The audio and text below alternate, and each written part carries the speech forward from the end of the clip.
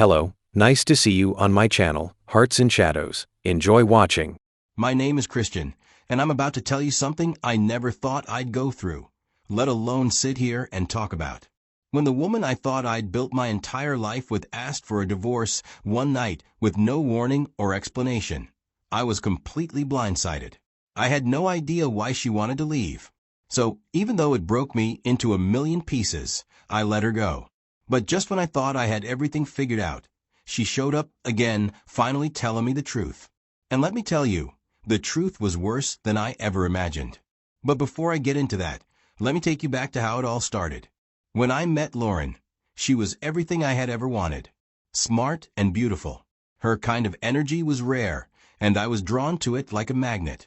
We met through a mutual friend at a small get-together. It was a casual night with a few drinks, music, and conversations that went on longer than expected. That night, we exchanged numbers, and from there, things took off. Our relationship moved fast, but it never felt rushed. We spent hours on the phone, talking about everything and nothing at the same time. She brought life into moments that would otherwise be ordinary. I fell for her hard. And when I love, I go all in. There was no hesitation in my mind. I wanted to be with her, build something real, and make her happy. I decided to propose when we were sitting on a rooftop one evening, watching the city lights. She was lost in thought when I pulled out the ring and asked her to be my wife. She didn't hesitate. She said yes, and at that moment, I thought I had everything I ever wanted. Our wedding was beautiful. I promised to take care of her, to love her, to be her partner in everything. And I meant every word. From that day on, I made sure she never had to worry about anything. If she wanted something, I treated her like a queen because, in my mind, that's what she deserved. I worked hard to build a future where she would never have to struggle, never have to feel like she lacked anything. Looking back now, I see just how blind love can make you. I thought giving her everything would be enough. The truth is, sometimes, people don't want everything handed to them, because they start looking for something else, even when they already have more than enough. But I didn't know any of this yet.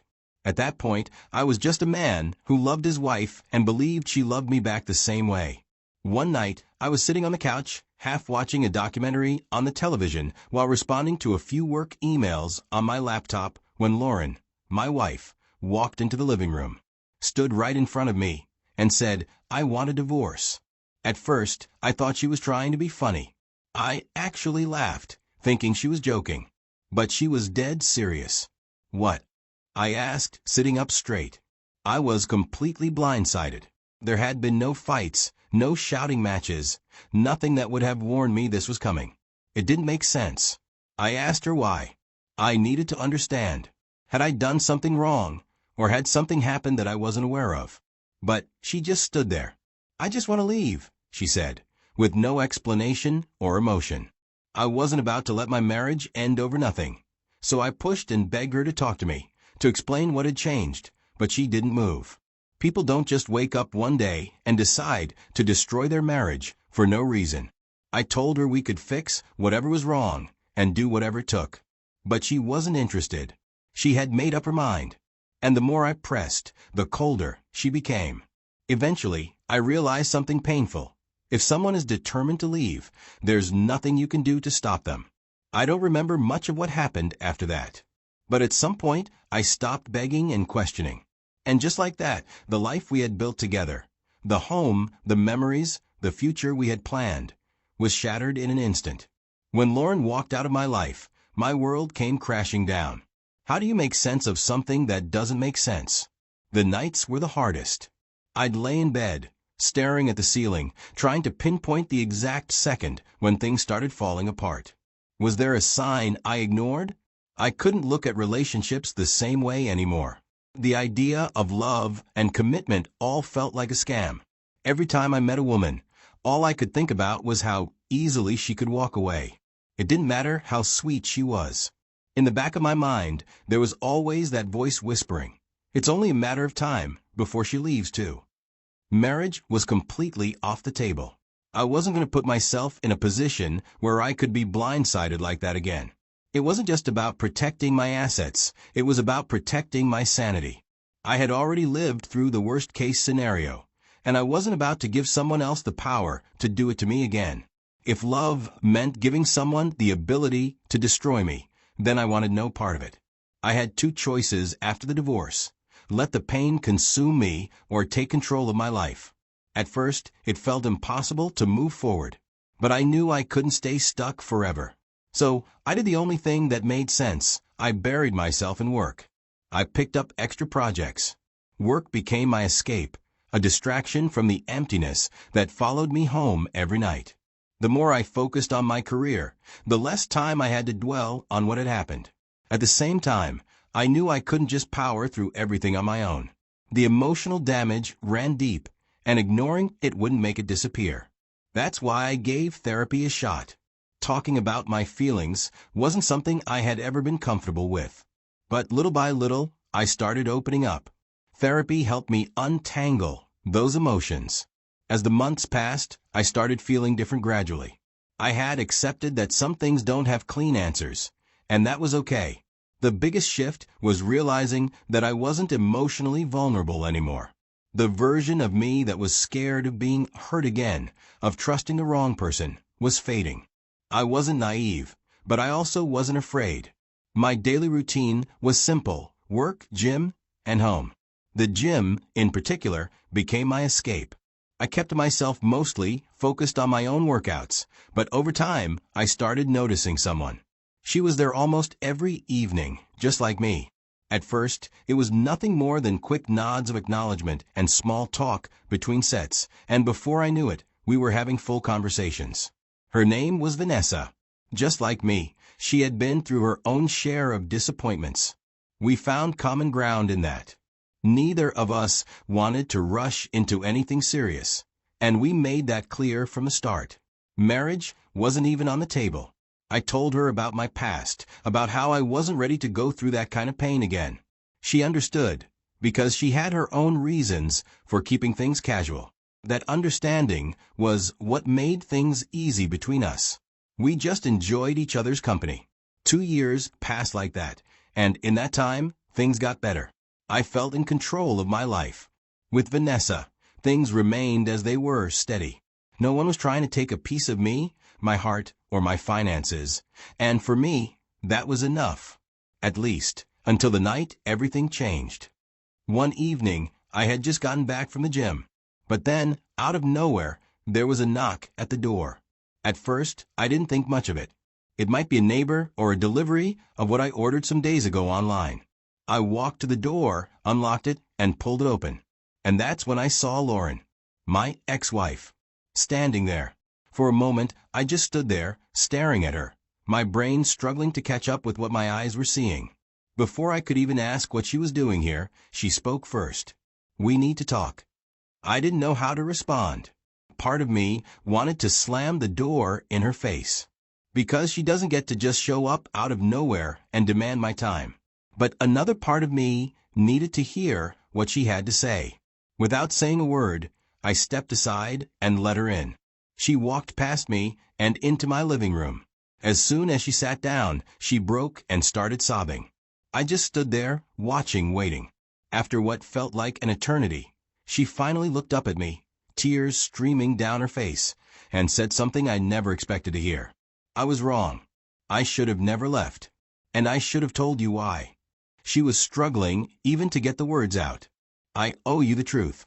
I crossed my arms and nodded, signaling for her to continue, and she started explaining.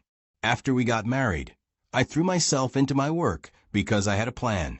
If I pushed hard for a few years, I'd reach a level where money would never be a problem again. I thought that was the smart thing to do. Get the grind over with early so we can enjoy the rewards later. Lauren told me that, at first, she tried to be patient. She saw how hard I was working, and she knew I was doing it for us. But then, she started seeing her friends posting pictures from trips to Paris, Bora Bora, the Maldives, honeymoon vacations, couples enjoying their lives while we were stuck in a routine. She would scroll through social media, seeing their expensive dinners, their weekend getaways, their perfect, effortless happiness. And with every post, every picture, she felt more and more like she was missing out. She tried to talk to me about it. She wanted to travel, to enjoy life the way her friends were. But when she brought it up, I told her what I thought was the logical answer. Give it some time. Let me set things up properly. And then we'll have all the time and money in the world to do whatever we want. In my mind, that made perfect sense. It was a temporary sacrifice for long-term gain. But to her, it felt like rejection, like I was choosing work over her. She told me that one day, it just hit her. It felt like she was wasting her youth, stuck in a marriage that wasn't giving her the excitement she wanted. She convinced herself that it would be easier to just start over, that somewhere out there was a man who could give her the life she wanted right now, without her having to wait. And just like that, she made up her mind. She walked up to me that night, said she wanted a divorce, and refused to give me a real explanation. She left, thinking she was upgrading her life. My mind was running through everything she had just said. For 2 years, I had no explanation. And now, here she was, finally giving me answers. I exhaled slowly. So, let me get this straight, I said. You left. You asked for a divorce, took your settlement, and walked away without a word. And now, after all this time, you're here. Why? What do you want? She looked at me, her eyes red and swollen from crying. I was wrong, she whispered. I thought I was missing out. I thought life outside of this marriage would be exciting, that I would find someone who could give me what I thought I wanted. But I was wrong, Christian. So wrong. She wiped her face, trying to steady herself. I took what you did for me for granted. You made everything so easy. I never had to worry about anything, money, stability, or someone who actually cared about me. And when I got out there, I realized men aren't like you. They don't care the way you did. She was finally saying what I had suspected all along, but it didn't bring me any satisfaction. She had gambled everything we had, and she had lost. And now she wanted to come back like nothing had happened. She sniffled. I was stupid. I thought I could do better. But no one even comes close to you, Christian. I regret it. I regret all of it. She took a deep breath and finally said, I want another chance. Looking at Lauren, I was quite certain that I was done. There was no space for her in my life anymore.